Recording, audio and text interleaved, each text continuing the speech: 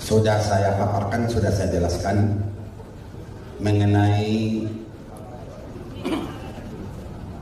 efisiensi pagi yang kita terima, itu tak perlu kita bahas. Dan juga sudah saya sampaikan hasil pertemuan pengurus DPP Pradin dengan Menkum, Menteri Hukum, sudah jelas semuanya, supaya kita fokus pada materi sesuai dengan subtema kita adalah maksimalisasi wujudkan Mahkamah Desa. Nah, oleh karena itu mari kita menyimak duet kami berdua di sini dengan Bapak Mahsan Nurpian SH MH MAD tentang Mahkamah Desa ini lebih jauh pendalamannya. Walaupun tadi kita sudah mendengar sambutan-sambutan begitu jitu hebat dari pemerintah, ini langsung orang yang membidani lahirnya ataupun nomenklatur daripada Mahkamah Desa ini. Mempersingkat waktu kepada petugas panitia agar menayangkan PTT-nya, kita mulai dari sekarang dan kami persilakan kepada Bapak Mahsan Nurpian. Assalamualaikum warahmatullahi wabarakatuh. Selamat sore, salam sejahtera untuk kita semua. Yang terhormat Bapak Ketum Pradin, Bapak Ropa Utrambe. Suatu saat insya Allah nanti saya melantik bapak-bapak ini, Pak.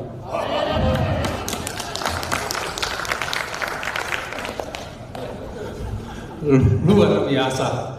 Saya baru ini berkali-kali menghadiri Rakernas Pradin, tapi baru ini sesi dari pagi sampai selesai, begitu ya. Luar biasa. Pradin! Pradin! Pospaku Madin! Saya tahu apa yel-yelnya kan. Yang terhormat para Dewan Penasehat, Dewan Pembina, Dewan Pengurus tentunya, dan Ketua Umum Pospaku Madin Pak Halim Jefferson Rambe, Ketua Umum Pawin ada? Ada. Ibu Pawin berdiri. Ketua Bankum Pawin. Bankum Pawin. Ya. Ketua Umum Bankum Pawin. Ya. Ketua Umum Geradin. Geradin ada? Oh, Iya, dong ada. Ada yel-yelnya Geradin?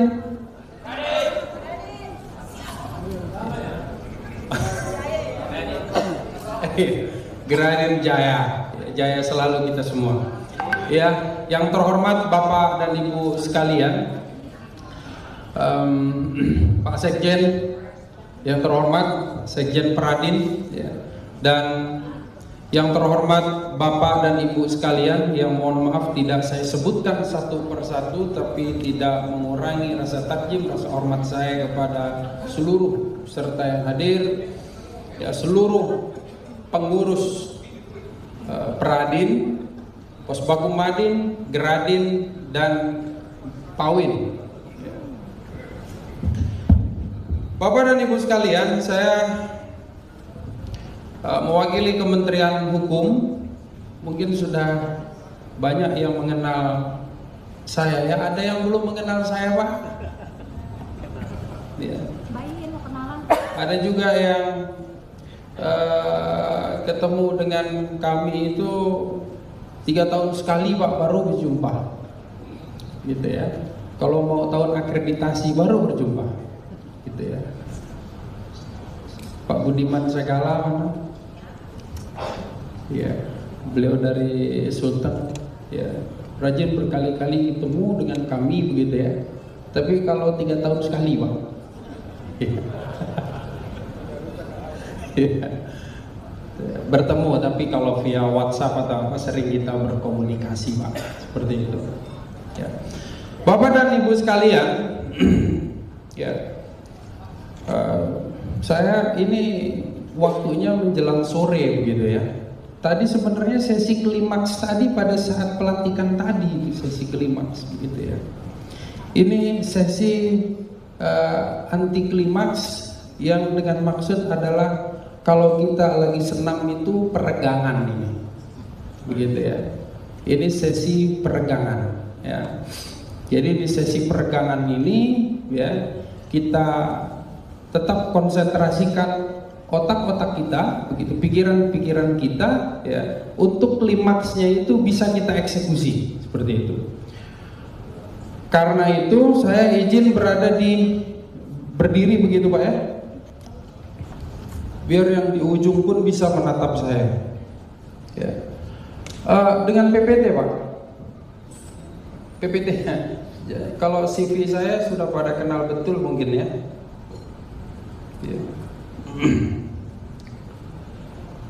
Iya, kami mengapresiasi betul Kementerian Hukum dan HAM terhadap Peradil. Karena apa? Ya, karena dari sekian banyak organisasi advokat yang sering kami diskusikan begitu ya, agresivitasnya, progresivitasnya, dan energinya ya, yang frekuensinya itu selalu sama dengan Kementerian Hukum adalah Peradil. Luar biasa, kemarin saya dikirimkan informasi pertemuan dengan Menteri Hukum gitu ya. Pertemuan pula dengan Wakil Menteri Desa. Sampai datang beliau Wakil Menteri Desa. Ya. Ini artinya ya, pikiran, kaki dan tangan kita itu sejalan kanan kiri ya. BPHN itu tangan kanan ya, Peradil itu tangan kiri ya. Mohon maaf, jangan diartikan tangan kiri untuk hal yang negatif, bukan. Saling berdampingan, kaki kanan dan kaki kiri seperti itu. Tepuk tangan.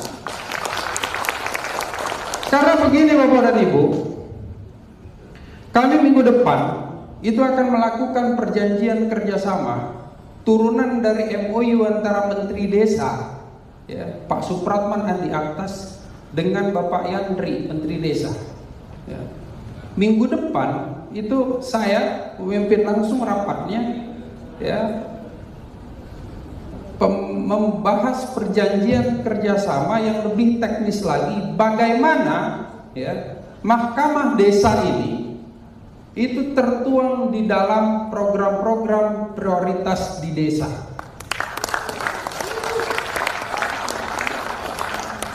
Kami harap ya, ini mohon di slide berikutnya, kami harap Peradil yang terus memberikan akses bantuan hukum, menghadirkan ya, tadi Pak Wamen Desa menyampaikan, menghadirkan keadilan di desa itu di level masyarakat, desa dan kelurahan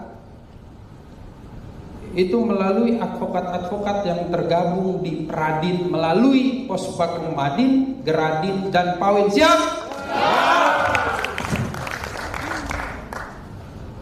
Karena satu-satunya juga yang memiliki PBH hampir 100 dan persebarannya hampir mungkin mau merata di seluruh kabupaten kota di Indonesia. Ya. Ada 98 cabang yang tersebar di kabupaten kota. Hasil verifikasi akreditasi 2024 28 provinsi. Di 28 provinsi. Belum lagi ada Geradil, belum lagi ada Pawin yang mau menyemarakkan dan memeratakan dan memerahkan, merah ya Peradil, memerahkan seluruh provinsi dan kabupaten kota di Indonesia. Ya. Karena saya pernah mengikuti juga PKPA, begitu ya. Tapi pendidikan yang mengedepankan legal aid, mengedepankan access to justice by pro bono dan lain-lain, baru ada di Peradin seperti itu. Karena saya pernah mengikuti PKPA di lain tempat, di lain OA. Tapi walaupun di lain OA, begitu ya, suatu waktu saya mau ke Peradin, tolong diberikan sertifikatnya, Pak. Tolong langsung.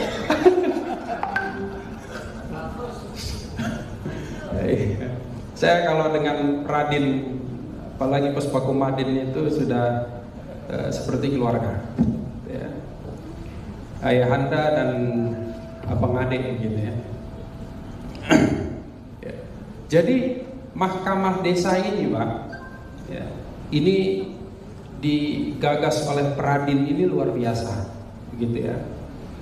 Bagaimana tadi yang disampaikan di awal, walaupun singkat, oleh Pak Kristomo Konstantinus, Kepala Pusat Kebudayaan dan Bantuan Hukum kami, di desa itu banyak sekali permasalahan hukum, Pak. Kita semua ini warga desa, Pak, warga lurah kelurahan, bukan warga kota, begitu ya.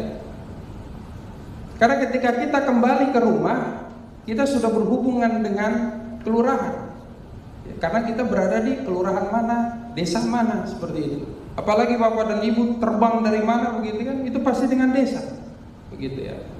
Nah, bagaimana kita mensinkronkan antara kepala desa, advokat, dan juga satu lagi entitas yang terpenting pula, yaitu para legal, bukan para begal, tapi para legal, ya, para legal. Jadi pasti masih pada bingung juga di sini. Apa sinerginya itu ketiga entitas tersebut, begitu? Para legal itu, Pak, kita ambil dari warga masyarakat setempat untuk menjadi petugas pada pos bantuan hukum, ya, untuk menjadi petugas pada pos bantuan hukum. Bapak tahu istilah posyandu, Pak? Pos pelayanan terpadu. Rata-rata cuma pembuat vaksin, urusan vaksin, urusan imunisasi, kesehatan anak-anak dan lansia, gitu ya.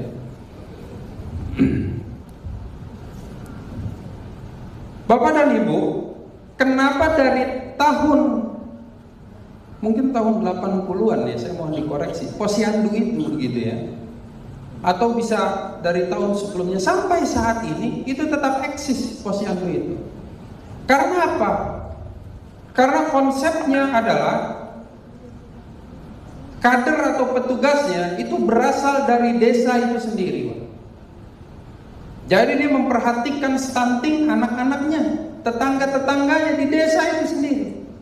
Jadi kader posyandu itu berasal dari warga desa atau kelurahan itu sendiri. Biasa diambil dari ibu PKK, ya, atau warga yang ditunjuk oleh kades itu sendiri. Maka programnya multi years, dari tahun ke tahun, ya. Maka dari itu pos bantuan hukum harus ada petugasnya. Siapa petugasnya? Orang yang berasal dari warga atau desa setempat, seperti itu, ya. Agar apa? Mereka lebih dekat secara emosional, lebih dekat secara psikologis, ya, dengan warga-warga desa yang berhadapan dengan hukum yang mau datang ke pos bantuan tersebut.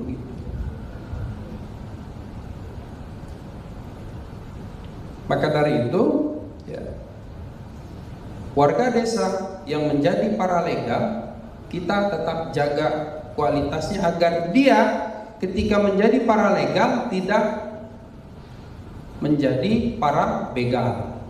Caranya bagaimana? Kita tingkatkan kapasitasnya, sebagai paralegal, Certified Paralegal of Legal Aid, begitu ya. Kami bangga kader Peradin di Bekasi yang saat ini sedang memfoto saya, Pak Effendi, Ketua Pos Bakumadin Cabang Bekasi. Ya. Pak, bagaimana kita mau koordinasi dengan pemerintah daerah? Ada contohnya, belajar dari Pak Effendi. Dia intens sekali dengan Biro Hukum Jawa Barat, berkali-kali menyelenggarakan pelatihan paralegal. Biaya dari beliau tidak. Ya walaupun ada sedikit banyak ya dari beliau, saya tidak tahu dapurnya beliau mengolahnya. Tapi intensitasnya beliau koordinasi dengan pemerintah daerah, pembiayaannya itu berasal dari Pemda Provinsi Jawa Barat. Ya. Tepuk tangan. Itu berkata apa Pak? Tiada masalah selesai tanpa komunikasi. Komunikasi Pak. Koordinasi dan komunikasi. Itu pada konsep pos bantuan hukum desa dan kelurahan seperti itu. Jadi agar kontinuitasnya ya, paralegal tersebut berasal dari desa itu sendiri. Dia memberikan layanan apa saja? Coba setelahnya. Slide setelahnya Dinda. Dia memberikan pelayanan utamanya adalah layanan informasi dan konsultasi hukum. Maka dari itu mereka kita berikan pelatihan sebagai paralegal. Lalu paralegalnya ini apakah harus dari warga desa? Kalau berasal dari Pos Bakumadin bagaimana? Itu sangat kami senang. Jadi konsep Peradin begitu ya. Saya mohon izin usul. Konsep Peradin itu sebelum menjadi advokat itu harus magang dan PKPA dulu kan? Betul nggak? Karena saya advokat juga sebelumnya. Harus PKPA dulu.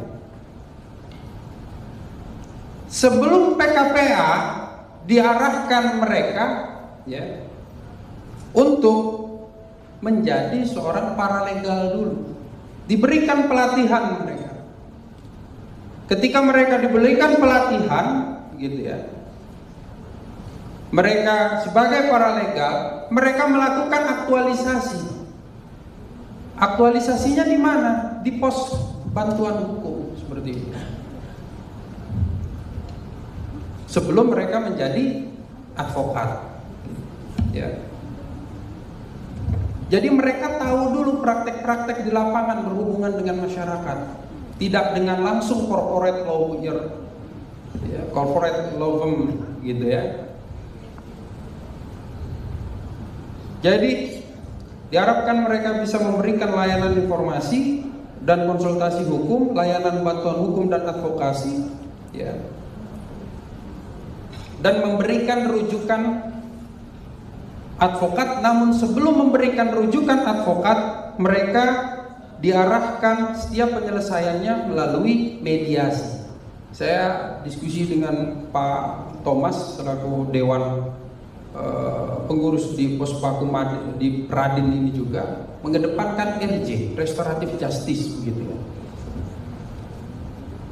Paralegal itu Pak sebagai garda terdepannya Pak. Gitu. Bisa berasal dari masyarakat yang nantinya direkrut sebagai anggota dari Pos Bakumadin begitu ya. Jadi Pak Trisno di Nganjuk ya, beliau sering komunikasi dengan saya. Pak Trisno misalkan di Nganjuk begitu ya, di salah satu desa beliau rekrut sebagai paralegal ya, dan juga bertugas di Pos Bankum. Fungsinya untuk apa Pak? Si paralegal itu bergerak atas nama Pos Bakumadin ya, memberikan konsultasi hukum dan lain-lainnya. Anggarannya bisa berasal dari Kementerian Hukum, dan juga ini yang kita sedang kawinkan antara Kementerian Hukum dan Kementerian Desa, agar prioritas penggunaan dana desa mencakup pos bantuan hukum juga, seperti itu. Jadi para legalnya begitu ya, bisa mengakses penggunaan anggaran dana desa yang salah satunya adalah bidang hukum. Ini yang sedang kita kedepankan, seperti itu. Jadi paralegalnya adalah paralegal yang berasal dari masyarakat desa itu sendiri, tapi secara terstruktur dia menjadi bagian pelaksana dari pos baku madin, begitu.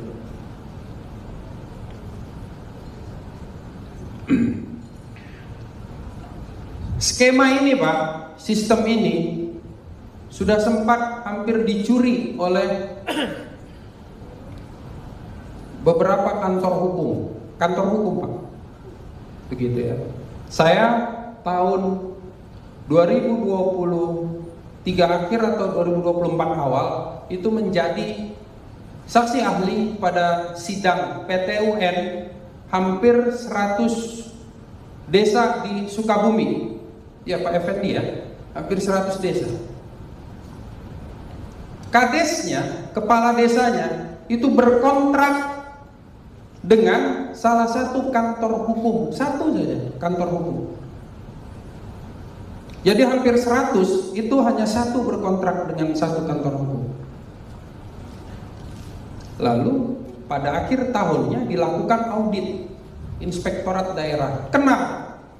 Kadesnya disuruh mengembalikan anggaran tersebut, hampir 1M. Hampir 1M, mungkin kayaknya 1M di satu desa ya Pak ya? Beberapa desa, karena anggaran desa satu desa aja 1M begitu ya. Beberapa desa, hampir 1M disuruh mengembalikan, begitu ya. Nah, tetapi kadesnya berat mengembalikan. Dia minta ke advokat yang ada di kantor hukum itu yang berkontrak. Lalu mereka ya tidak berkenan pastinya karena sudah berkontrak dan seterusnya. Akhirnya menggugat ke PT UN, begitu ya. Mekanismenya seperti apa? Saya dijadikan saksi ahli, begitu ya. Alhamdulillah kades-kadesnya pemerintah daerahnya pun juga menang digugat. Tapi duitnya udah keburu keambil. Harus mengembalikan anggaran tersebut. Dari mana? Dari anggaran desa itu sendiri. Begitu. Ya. Jadi dan juga ketahuan lagi ya, ada temuan oleh inspektorat daerahnya di daerah Lampung, ada Lampung. Tapi saya lupa nama desanya. Coba dicari begitu ya. Puspaku Madin Lampung ada kalau nggak salah, Tulang Bawang ya. Sudah beberapa sudah terakreditasi begitu ya. Coba dicek begitu ya. Saya bilang pos baku madin ini banyak sekali cabangnya di seluruh kabupaten kota, hampir di kabupaten kota. Tapi bagaimana bisa memberikan input pencerdasan, bagaimana mekanisme bantuan hukum itu sampai ke level kades lurah, biar jangan sampai mereka tertipu lagi. Kenapa bisa sampai tertipu? Karena yang mereka kontrakkan itu dengan organisasi atau kantor hukum yang tidak terakreditasi, Pak. Inspektorat daerahnya itu melakukan temuan, begitu ya. Rekomendasinya adalah dilakukan pengembalian karena tidak menggunakan LBH yang terakreditasi oleh Kementerian Hukum, begitu. Maka dari itu, ya, kiranya tidak perlu khawatir, Pak. Ini merupakan sebuah peluang, ya. Bapak dan Ibu yang lain sudah pada berkontrak ya. Kontrak bantuan hukum sudah? Saya yakin di sini belum berkontrak mungkin, karena kan yang datang ke sini pimpinan-pimpinan. Gak mungkin tanda tangan kontraknya dikambil. Mungkin minta dipending dikambil ya. Nanti diberikan. Sebagian sudah. Begitu ya. Kalau kanwil DKI pada saat tadi pagi, begitu ya, pos baku madinnya beberapa. Ya. Nah, walaupun terkena efisiensi, ya, kita tetap melakukan bantuan hukum kepada masyarakat secara profesional, Pak. Karena Kementerian Hukum tidak stuck, tidak perlu khawatir. Peradin dan BPHN membangun program bantuan hukum ini, ya, itu bersama-sama dari tahun 2013. Ya, dari tahun 2013 sejak pertama kali bantuan hukum ada, begitu ya. Saya sering berkomunikasi dengan Pak Halim Rambe, Pak Bahder, begitu ya, Pak Hanan dan seterusnya dan tim. Jatuh bangunnya itu banyak sekali, banyak program-program pemerintah yang lainnya, begitu ya. Tetapi kami tetap berterima kasih kepada Bapak dan Ibu tetap melakukan bantuan hukum secara profesional dan semangat, begitu ya. Nah, maka dari itu kita buka peluangnya, ya. Ada hal yang lain, yaitu program di desa dan di kelurahan. Minggu depan itu kami berkoordinasi dengan Kementerian Desa dan juga Kementerian Dalam Negeri untuk wilayah kelurahan. Dan saya sangat senang tadi sempat bersalaman dan berbisik, begitu ya, dengan Wamendes, dan baru Peradin ini yang bisa menghadirkan pejabat tinggi di Kementerian Desa. Dan topiknya nyambung, Mahkamah Desa. Ya. Ini yang akan kami bawa besok, begitu ya. Konsep dari Pak Halim ini luar biasa. Mahkamah Desa. Itu paralegalnya, Pak. Ketika masalah konsultasinya itu masih ingin berlanjut, diselesaikan secara damai terlebih dahulu, Pak. RJ, restoratif justice, diversi, mediasi, atau nama lain sejenisnya, begitu ya. Karena apa? Akar dari penyelesaian setiap masalah kita oleh nenek moyang kita secara musyawarah dan mufakat, begitu. Apapun masalahnya. Apalagi masalah desa, Pak. Masalah di desa. Bapak dan Ibu sekalian, ini kan menghandle bantuan hukum sudah bertahun-tahun. Anggaran bantuan hukum itu, kalau seharusnya itu sama seperti tahun sebelumnya, enggak, naik dikit gitu. Tahun lalu sekitar 55 sampai 56 M. Ya. Tahun ini saja karena efisiensi total hanya 15 M, begitu ya. Tinggal 15 M, Pak Sekjen. Tinggal 15 M. Tapi bagaimana nanti kita bisa berkomunikasi melalui strategi komunikasi dengan berbagai stakeholder. Ya. Nah, anggaran puluhan M tahun lalu saja, kita based on tahun lalu, itu penyerapannya tertinggi, Pak.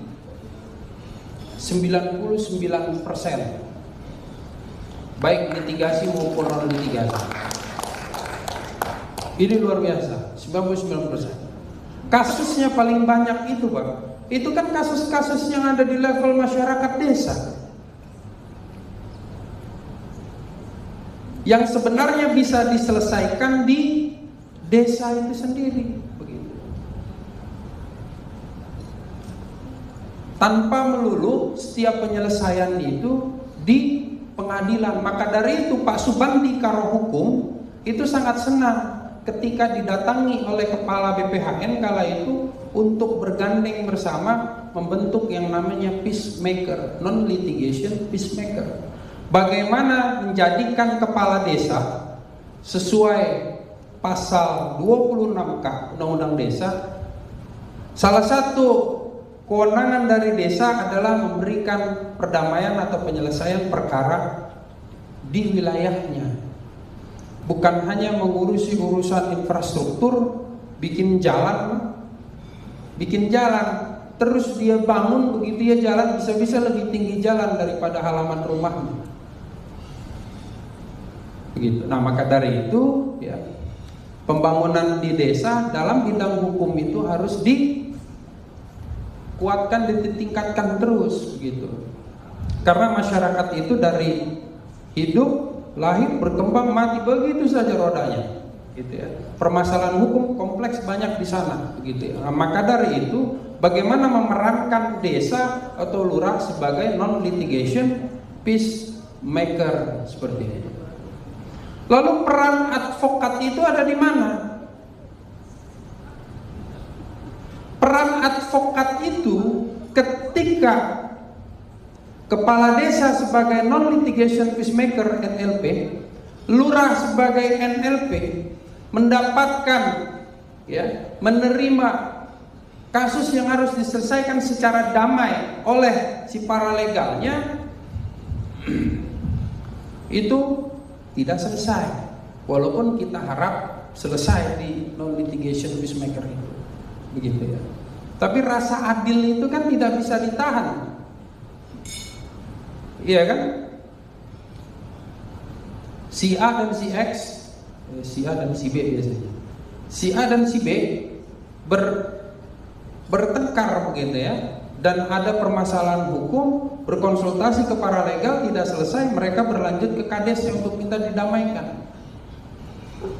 Tidak selesai juga, tidak menimbulkan rasa adil begitu ya di antara kedua belah pihak. Ya, walaupun kita harapkan, Pak, coba ke slide berikutnya terus lagi, terus. Nah, enggak sebelumnya. Nah, 2 tahun terakhir, tahun ini dan slide berikutnya, ini menggambarkan kepala desa dan lurah-lurah yang memberikan perdamaian di desa. Minggu lalu saya ditelepon salah satu desa di Lampung, saya lupa nama desanya. Dia membantu mendamaikan pelaku laka lantas sampai korbannya meninggal dunia. Sudah datang dipanggil oleh kepolisian, akhirnya diselesaikan secara damai, ditengahi oleh kades lurahnya, oleh kadesnya. Ada buktinya juga. Nah, itu yang yang kita harus kedepankan, begitu ya. Nah, namun ketika perkara tersebut tidak selesai, ya, tidak ada rasa adil, ya tetap kita tidak bisa membatasi hak keadilan orang, begitu ya. Kita berikan rujukan kepada advokat. Advokatnya ini siapa? Advokatnya yang tergabung dalam organisasi bantuan hukum. Ya tidak lain tidak bukan saya hadir di sini di Pos Baku Madin, Geradin, Pawin, ya, beserta timnya tersebar di seluruh Indonesia. Kami sedang menggagas juga dengan Kementerian Desa, begitu ya, agar anggarannya itu tidak hanya dibebankan pada Kementerian Hukum, BPHN, karena ini langsung bertepatan permasalahannya di desa. Bagaimana ya dana desa itu melalui Kementerian Desa dapat diprioritaskan dalam memberikan layanan hukum tersebut. Seperti itu. Jadi tergambar polanya ya Pak, tergambar ya strukturnya gitu ya.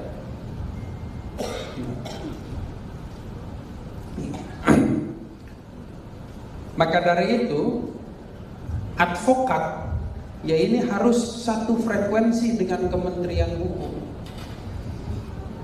Bagaimana advokat itu selalu bersiap apabila ya pada penyelesaian perkara yang diupayakan secara damai oleh kades atau lurah itu tidak selesai, ya dapat dilanjutkan oleh advokat. Itulah mereka berada dalam mahkamah desa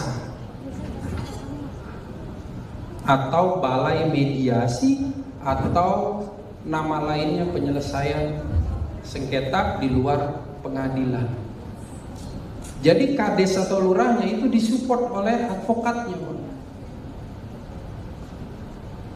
Karena Bapak dan Ibu, kades atau lurah, kasihan mereka. Ya, untuk urusan administrasi saja mereka itu ditungguin. Ini ada jaksa nggak? Ditungguin sama jaksa kejari, ya. Ditungguin saja. Kalau ada kesalahan tinggal cokok, kan begitu. Maka dari itu advokat itu harus bergandeng, bersanding dengan kades atau lurahnya, seperti itu. Agar kejadian hampir 100 desa di Sukabumi dan di Lampung atau provinsi-provinsi lainnya, mereka berkontraknya bukan dengan OBH lain, melainkan dengan Posbakum Madin, Geradin, dan Pawin. Begitu Pak. Itulah konsep mahkamah desa, seperti itu. Ya.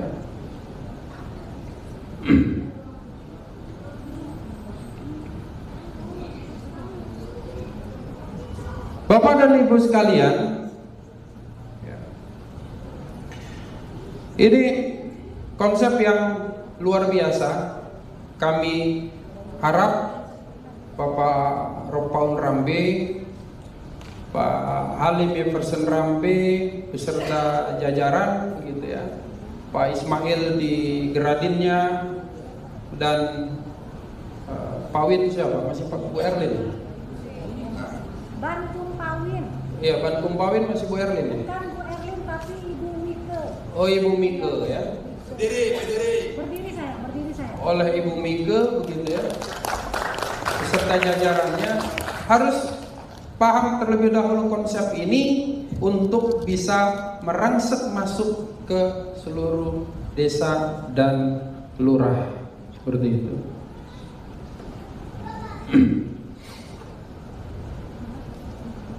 Konsep ini Pak, ini yang kita bawa ke ajang forum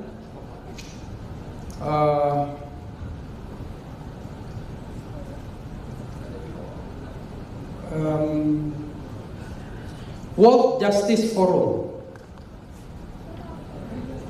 Doakan tahun ini, kemungkinan di bulan Juni di Polandia, ya, dan juga menjelang akhir 2025 itu di Barcelona pada World Justice Forum.